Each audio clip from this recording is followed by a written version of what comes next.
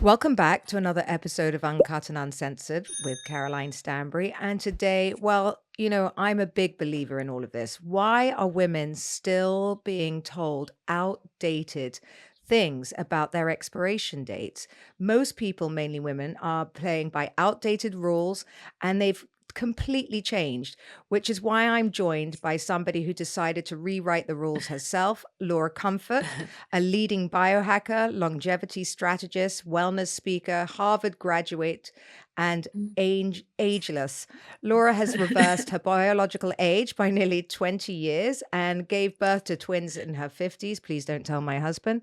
And is the founder and CEO, author, and podcast host. She's a global movement in longevity. Welcome to the show. Thank you so much, Caroline. It's nice to be here.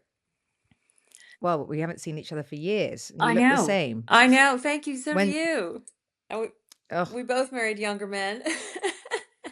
we did. How much younger is your husband? I think 15, that's really the secret. 15. Yeah. It is the secret sauce, I have to say, because grown up relationships, very grown up relationships, age you bloody fast. And, I think that age old saying is, I am not adulting today is exactly true. And I think, along with everything else we do, it's not, by the way, the fact that we have to look younger for our younger husbands. It's just, I think they give us vitality and youth and excitement. And, Mm. you know, I don't know about how you feel, but that's what I feel. No, I totally agree. And I also think if they're real partners and they truly know you and appreciate you, then they let you do your thing and let you flourish and evolve in a beautiful way without trying to as much sort of control you and put you in the traditional role playing box. And so it's partnership on a different level. But I also think in terms of aging, you're right. It's a lot of it. You actually your subconscious beliefs and your environment can actually affect your biology. There was a recent study with the Harvard psychologist where she put some elderly men into an environment that was, maybe 30 years um, in their past. So all down to the detail, down to what they wore, what they watched on TV, and within 1 week, all their biological age markers had reversed. So it sounds crazy, but there is a placebo effect going on, whereas if you so they do say you look at the company you keep, you know? I absolutely fundamentally agree with this because if I go into my photo albums from when I was 20, first of all, I think in your 20s, you're desperate to find the husband and fit in and do all the things that you're meant to do, have your babies and all of this. So I feel I look older in my 20s than I do now, Yes, which is nuts absolutely. because, I wanted to be such a grown up.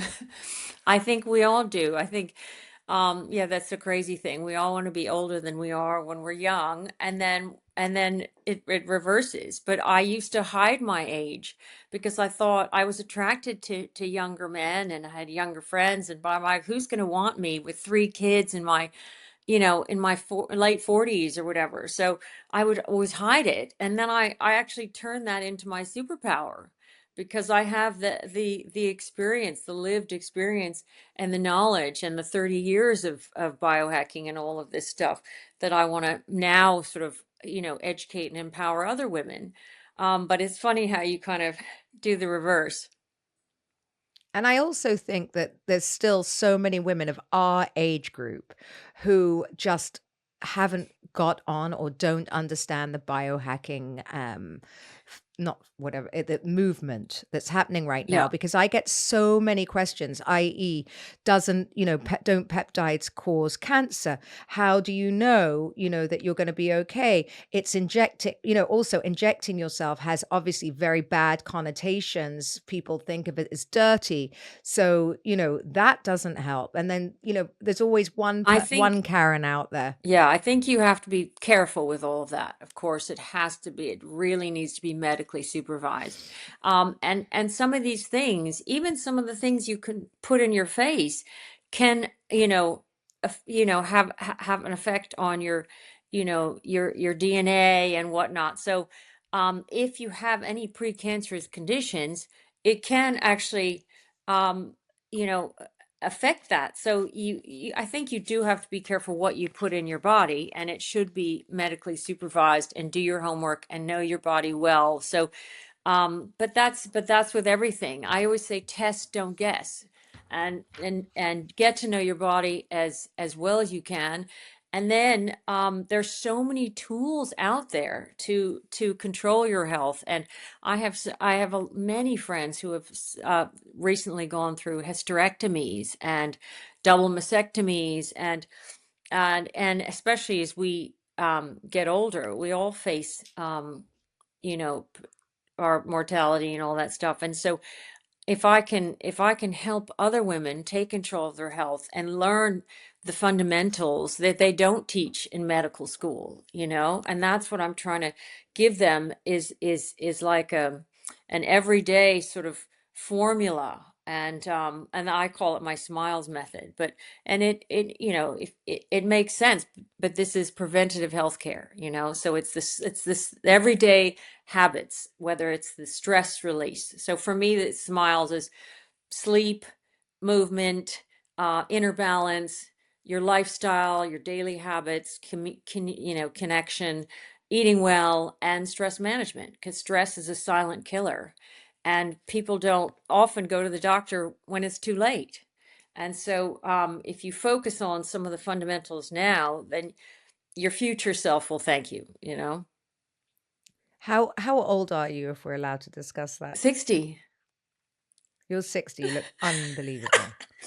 Thank you. Unbelievable. Thank you. I don't And your hair's so thick as well. Is that well, all it's a yours? complete mess, but I've never had extensions or anything. It's a complete mess. I But mean, you see, that's look, and I mean, it's amazing because, I think women used to have so, not be able to say it out loud. I love saying my age now. I really love it. yeah, Like I feel so empowered by it. I yeah. wouldn't want to be any younger. I'm sure you wouldn't. No. And, I really feel like I'm stepped into the best version of myself because I understand who I am. And you don't take bullshit. You learn what works for your body. Yes, I think it's in very empowering. And so if we can, if we can help other women, um I think it's kind of liberating in a way as you age, because um you don't take the bullshit anymore.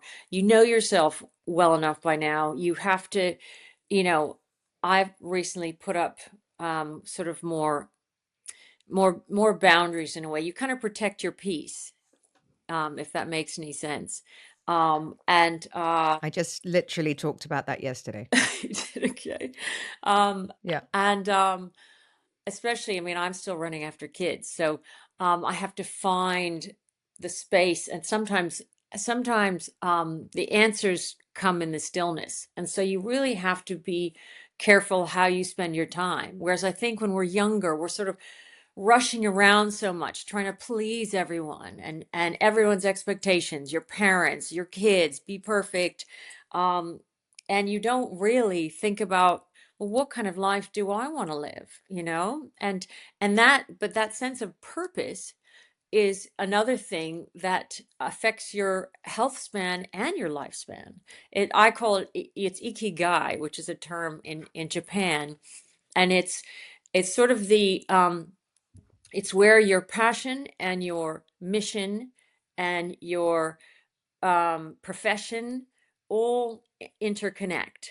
And it's that sense of purpose, that sense of alignment, that sense of knowing yourself is also vital, I think, in this journey. And that's why it's so important to have freedom of choice and freedom to surround yourself with the right people Yeah. and the people that make you are aligned with your vision and are aligned with your ethics. It doesn't matter if Yes. you're in completely different worlds. It does matter that they stand by what you That stand they're by, I think. supportive. And Yeah. yes. And I think Uh, yeah. I was just thinking too, if you look into the science of things like affirmations, there was a it was Yakimoto, another scientist. He did the studies. You probably heard of it, with the water crystals and the bags of rice where you say positive affirmations to one one bag and negative to another, and it turns brown and rotten much quicker than the positive affirmations. We're made of water. We have a lot of, and we're energetic beings. So you have to be careful who you surround yourself with and also what you tell yourself. It's very important to support yourself and to think, to listen to your own thoughts. I mean, we've all been through that where with energy suckers, people that walk in the room and they just suck the life out And the of you. Your body jealousy has a and the, very yeah. the body has a very, very good way of, you know, alerting you to this. What would your daily routine look like now today that you've got to? I mean, you've moved to Ibiza, which already must have slowed your life down from London. I mean, obviously you had twins when you were 50. I mean, I can't even imagine what that looks like. Well, I mean, I can't even believe I'm discussing this right now because my husband wants me to do it. So give me the good, the bad, and the ugly. Um, yes, I think you've had children and I had three previous children as well. So, but you kind of remember the good bits. You don't always remember the bad bits. So, but my husband as well had no children and I knew would be an amazing father. So I, managed to, sort of pull a fast one, and it did, but it took years of kind of making it happen. And so I think for a lot of women, I try and tell them, it's you want to the earlier you start, the better in terms of preparing your body for this kind of thing, because it really, especially with twins. And I had and it's somewhat of a risky pregnancy, as you can imagine, the rest of it. But um, you always rise to the occasion. You never regret it, but it's very full on. Have twins is like, and it's not just one plus one. It feels like five kids. But luckily I've got, my husband Adrian's amazing with them. So, but I think you just have to really focus on building the resilience and in the recovery as well. Um, and you have to be very sort of active um, about feeding your body with all the right things. As I said, it's so important, everything from the nutrition to the exercise to the supplements you take to. So for me, it's yeah, managing my time. So I during the week I try, and if I have a school schedule, I sometimes do a bit of intermittent fasting, but never to such a huge degree, because I think you have to be intuitive, I think, about fasting, about training, all of the stuff as a woman, because we are more sort of delicate, I think, than men in a way. And we have to listen to our cycles and our hormones and our reproductive aging, what stages we're in. And biohacking is all about pushing yourself, but not pushing yourself too much. So you want to build the resilience. So even things like intermittent fasting, I might have some nuts and berries first thing in the morning, because you tend to have a glucose spike. It's sort of called the dawn phenomenon. And so I tend to have something very little in the morning, and then I try and stretch my the next meal until breakfast, until sort of midday. And How then many workouts do you do? so, you know what? I try and move every day. It's for me, fitness is just a lifelong dedication. It's a lifestyle. And so I try and move every day, but it's not, I don't have a proper workout every day. I'll try and do some weight training three times a week.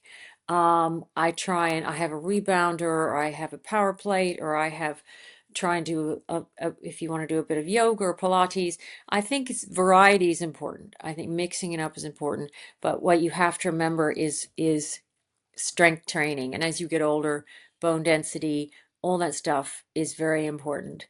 So I try and, squeeze in a little bit of time, even if I'm just brushing my teeth, and try and get a band out and try and do a few squats. So I think that's part of my day. And when I went on my first biohacking retreat, I was like, wait a second, I've been doing this for 30 years, functional mushrooms, all that stuff. I started my research so many years ago because I had PCOS, I had fertility issues. Um, but I also used for my thesis that was published at after Harvard. I also was relying on something called the Herman brain dominance model, which looked at brain research, and so I always had that curiosity for human optimization, body mind optimization, and fascination, and a curiosity, if you want to call it that. And so, um, 30 years ago, I was researching an alkaline diet and what I could do, and these things, so that the diets and the things that will improve your mitochondria, which will improve your chances of fertility, which improve your fertility, will also affect your aging. So clearly, after I had my twins, when I took my first aging test, which looks at your methylation markers on your DNA or your glycan composition, and that's a measure of chronic inflammation, it that's when I realized, okay, all the stuff I'd been doing had reversed my biological age. So anyway, I think I've completely gone off course to what your question was. But anyway. What is an alkaline diet? Because I've done that at Viva Meyer, and I have to say I felt great for a bit, but I found it quite hard to like upkeep. I go all the time, like once a year and do a reset. But I mean, can you live off an alkaline diet? I think I think you it's you need to find a diet and a lifestyle that suits you, that's not too extreme. So I think as long as you're just aware of some of the foods that might spike your glucose levels, because I think it's important to try and keep your blood sugar levels stable. And so, if you look at the typical kind of American diet, I think there was a Mayo Clinic study that showed that there was a 400% increase of dementia and Alzheimer's if you maintain that high carb, high fat I've processed diet. And there's a 40 literally just got back and there's a from 43% LA. reduction with a high fat Mediterranean diet. So you really do have to be careful what you put in your body. So you just got I mean, back? I just got back from LA and I have to say it was shocking. The portions are huge. Yeah. I don't know how you live healthy. I mean, look, most of us aren't going to spend our lives in biohacking, right? We want Right. the easy guide. We want the lazy person's, quick fix because we're all busy. We all have shit to do. Yeah. And, unless you're turning this into your lifestyle, Yeah. we want like 1 minute we're being told to take a cold plunge every day. The next minute we're being told they're not great for women. I've just gone and bought a red light sauna, which I really enjoyed, and it's coming soon. I do as much as I can. Yeah. I drink coffee in the morning. I go and do my movement. I do movement for 20 to 30 minutes. It's enough. I used to kill You shouldn't have myself. coffee on an empty stomach. Probably shouldn't, but I do. Um, and Yeah. go and do my movement. Then I, settle down to my work, have a like very light today. I'm gonna have like eggs and cottage cheese. Great. And then, I do my peptides, which I do lots of them. And, I think I'm healthy. I've do all my checkups with my doctor and Yeah. all of this kind of stuff. I actually punish my body way less than I used to do when I was younger, which with all these ridiculous, like I hardcore was the same boot way. camp style. I had no periods and I was a runner. So I realized that actually a large percentage of elite athletes have accelerated aging because of that, because you're creating chronic inflammation from this, from the working out and so the way we used to glorify the hustle and yeah, as you said, punish our bodies, and we realize that actually that's detrimental, and that you need to find a balance. But it sounds like you've got you've got a good, you're aware, you have a good routine. You're focusing a bit on rest, on the recovery, the rest and recovery. The red light therapy is good, and I do the same. I try and squeeze things in where I can. We're busy moms. We have professions. On the weekends, I still love burgers and pizza and pancakes, and you know, during the week, I try and maintain, you know, slightly better kind of eating habits and a slightly better routine. Um, and and And then that's easier when the kids are at school too, exactly. because, obviously, I mean, as much as we all want our children to reach for a salad, they don't, you know? Yeah. So, it's hard to do 2 meals a Yes. day, but I also think, at meals time, sorry. But I also think having a younger husband my husband was an athlete too, Yes. also has taught me a lot of good habits, although he drives me nuts with, like, everything. Like, he reads the back of everything and moves the phone away from the bed, and, like, he takes it to a whole nother level, which I because he thinks I'm gonna die first, which hopefully I do. But, I'm trying to create or curate something that is easy to live by, that Yes. I can keep up, Yeah. and I think, as you said, like a positive life, doing, your affirmations, getting up, having Hmm. sitting in the sun and Yes. finding a routine. Everyone's individual. Yes, I think you're right on track. You need to make the small lifestyle modifications that are sustainable, that and they those compound over the years to can have a profound effect on your lifespan.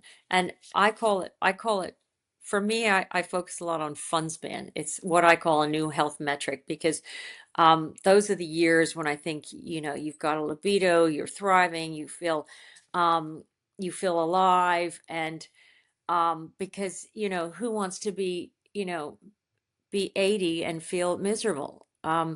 So we want to enhance those years. And so if you can incorporate the healthy habits, and that's why I tell people too, a lot of people get on the sort of wearable, data driven tech gadgets. And I said, if that creates more stress, if you're constantly like this, if that creates more stress, it kind of defeats the purpose. um, so um, so I think you're right. Just being aware is so important. Aware of, and for right or wrong, I'm similar to Sergio in terms of let's put the phone outside of the bed and that kind of stuff. Um, but there's a happy balance. You know what I mean? You still want to, at least for me, you want to live in the moment, enjoy the now, and not, I mean, I have total respect for people like Brian Johnson and what his cause is.